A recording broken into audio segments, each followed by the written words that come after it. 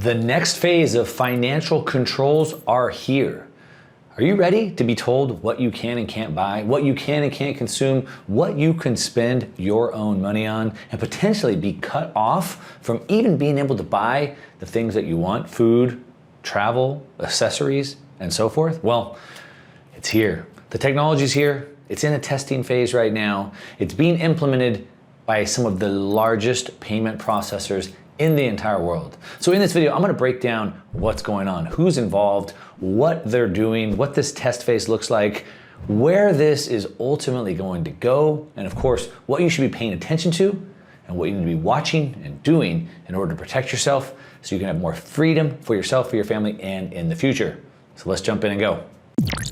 All right, now, if you're new to the channel, my name is Mark Moss, and I make these videos because I want to change the way you think about money, because almost everything you've learned is wrong, and it is changing so fast. Now, it's a little bit different than the normal videos that I do, which is normally over on the whiteboard screen, but rather than bring up a bunch of slides on the whiteboard and potentially have you think that I'm putting words in people's mouths and changing things, I thought, let me just do it on the computer here and show you directly from them, directly from their own websites, exactly what they're saying. So you can see right here, I am on the MasterCard website. Of course, MasterCard Visa, the largest credit card networks in the world. And so we can see that MasterCard is unrolling a new program called a carbon calculator, where basically they want to track every single purchase that you make, and then they want to add it all up to give you a personalized carbon footprint tracker.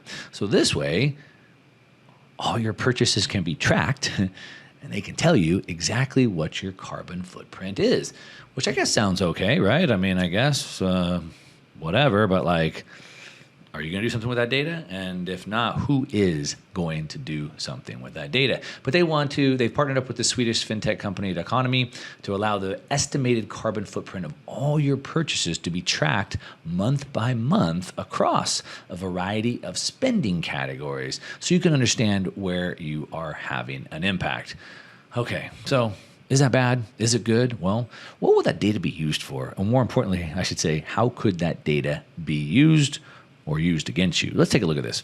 And so if we dig in deeper, we can see that it's a tool for banks globally, because supposedly consumers have a passion for the environment grows. Now, I have a passion for the environment. I'm a surfer. I'm in the water every day.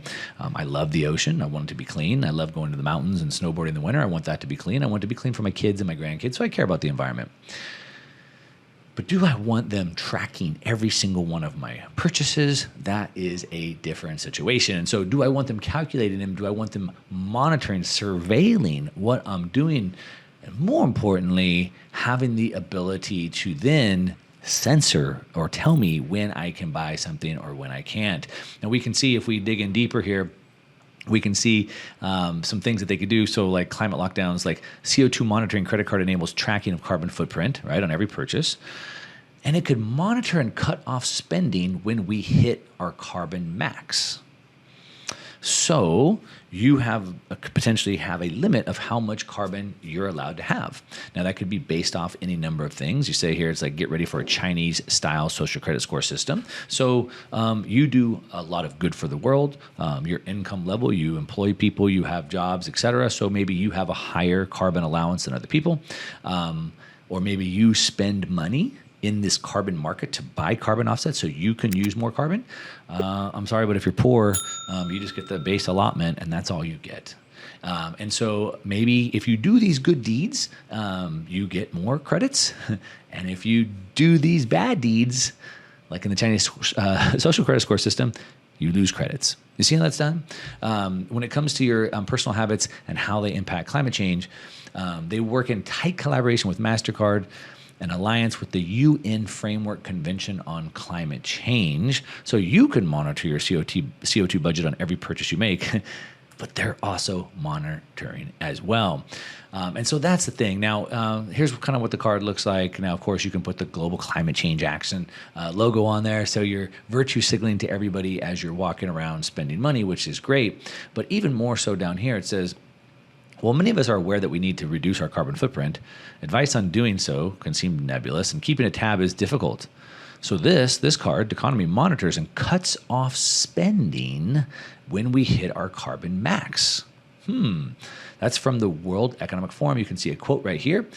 It cuts off spending when we hit our carbon max. Well, what's your max? What's my max? And more importantly, who determines what that max is and at what point your card gets cut off? Now, it's interesting. They say here that per the Economy credit card website, they explain, well, with fat, sugar, and salt levels labeled on food we buy, why shouldn't our CO2 emissions be just as visible? Well, that's a good question, and maybe they should be, but per the World Economic Forum right here, they says it cuts off spending when we hit our carbon max. What if it was determined that you should only have 1,000 or 2,000 calories per day? And when you bought any food that's in excess of those 2,000 calories, it cuts off your spending. Why don't we have that? You see where this goes, what kind of dark road this goes down. Now, you could say, this is great, this is no big deal. It allows us to just kind of keep track of this. But what if that data was actually used against us? What if? Well, maybe that's not so far off. Let's take a look and see what they're saying. Now, like I said, here's the website. They're telling you it's a tool that you can track all your spending. Okay, we get that. But if we look in deeper, now, if you've been watching this channel, you already know we talk about the World Economic Forum, which I am on their website right here. So again, I'm not taking anything out of context. It's right here. Now, you understand what their agenda is. Of course, it's been talked about at length. By 2030, you'll own nothing and be happy. But on top of that, what really is that they're trying to build basically a plan for every area of your life. That's what they're trying to do. We can go down, and so you can see here that MasterCard is a partner with the World Economic Forum. Of course they are. They want to make it where all of your commerce activities, including shopping, traveling, and running a business, are all efficient for everyone, meaning they're all in their system. Now, if you want to know more about this, I would spend some time on this website. I would also have you scroll down here to the bottom and go down to this area here where it's the Center for the Fourth Industrial Revolution, and just spend some time going through the Fourth Industrial Revolution, what they call it, what they intend that to be. And basically, it's a place where they expect the merger of man and machine to be seamless, and all of the data from our brain and all the data from our MasterCards to be put into some giant AI cloud that can then make all the decisions for us. Not my words, it's theirs. We're here on their website. I would encourage you to go read up on what that is. But let's chase this even further. Like, where could it go? Well, we can see here, this is Bill Gates' website, Gates Notes. It says right here, the blog of Bill Gates. And so you can see this article here, COVID-19 is awful, but climate change could be worse. He says, but there's lessons from a current crisis that should guide our response to the next one. So basically, if you read this article, what are the lessons? So one, the pandemic was bad, but just wait until we have climate change. It's going to be way worse. But what are the lessons that should guide our responses? Well, one, massive government overreach, taking away civil liberties, locking people down. Supposedly by locking people down in their houses, not letting them drive, not letting them fly, was great for the environment. And wow, there's some lessons that we've learned that if the government could restrict that on an ongoing basis, how much better for the environment would that be? Now, it's on his website. I invite you to go look at it. Now, something else that we can see is if we look here, this is Mark Carney, a man of destiny, it says. Mark Carney, if you don't know who he is the man behind the man. He is formerly of the Bank of Canada, formerly from the Bank of England, the governor of both Bank of England and Bank of Canada. He is also a special envoy to the UN for climate and finance, climate action and finance. He's also an advisor to both British Prime Minister Boris Johnson and Canadian Prime Minister Justin Trudeau. And he's also part of the World Economic Forum. He's part of the Great Reset and the Building Back Better initiative, which I'm sure you've heard at length. Now, he goes on to talk about how, again, he's special envoy to the UN on both climate and finance. So he talks about how we can use finance to shape the climate.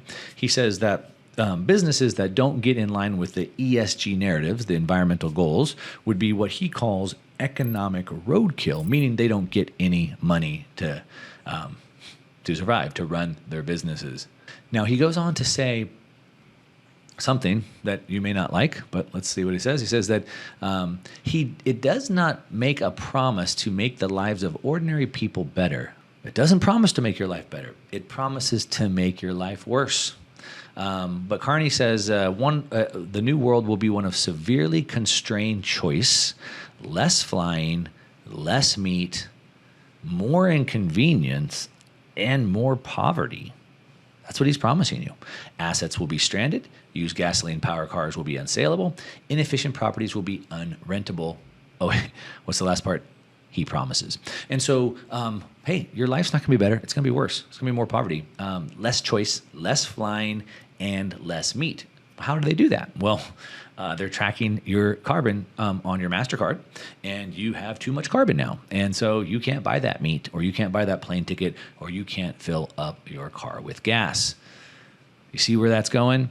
Now, as we continue down, we could see that, is he motivated by the environment, or is he motivated by money, or could it potentially be both? Well, we can see that he has gone around talking about how bad things are going to get, but at the same time, he's been building up a carbon market. He's been building up markets in order for you to be able to buy and sell these carbon credits, which of course makes him a lot of money.